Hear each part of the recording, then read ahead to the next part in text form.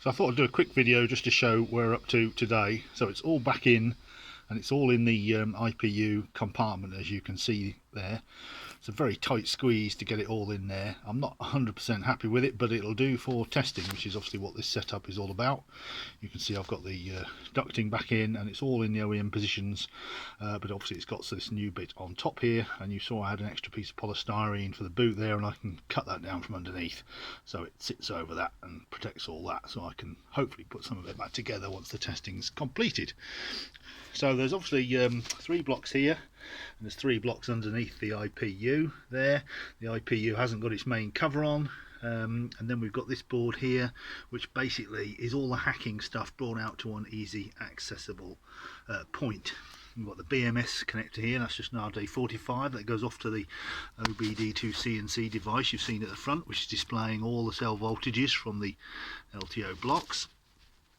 And then we have the Juntec, that's the shunt and voltage sensing and temperature sensing device for the IGBT, the IPU. So I've got the temperature sensor in the IPU, and that's telling me instantaneous current, which is very handy to have on the meter on the dashboard, which you've seen. That's a wireless device. And then we have the 200 amp fuse. It's been relocated from the switchboard. I've just put a bus bar in the switchboard and I've upgraded the fuse to 200 amps, and it's now there. And then we have the resistor matrix. The BCM folder is in this box here. That's the 70k 7x10k resistors, and then we have the extra pre-resistor, switched pre-resistor setup here, and that's also the maximum power mod.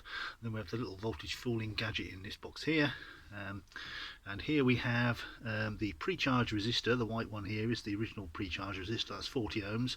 If you remember, when I tried 175 volts before, it gave an error immediately and an IMA code, so I added another. It gave a battery current sensor error, which I thought was due to excessive current flowing when it's trying to pre-charge. So I've added another 20 ohm resistor in series with that, and that seems to have got rid of that code, and the HV contactor is now engaging, so the system's all powered up, but it's not starting with the IMA yet or running correctly. So there's obviously some diagnostic work to do.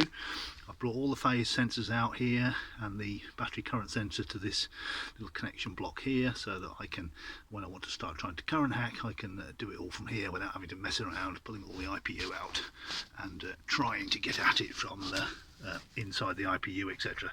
So hopefully it's just going to make it all that much easier to do the hacking, and then once I've satisfied myself that that's as much as I'm going to get out of it with sort of reasonable effort, then I can take it all out again, and then I can then go finally for the A123 setup, probably, which will be the 20 ampere hour squeezed into the OEM battery space vacated by the nickel metal hydride cells. So that's where we are at the minute.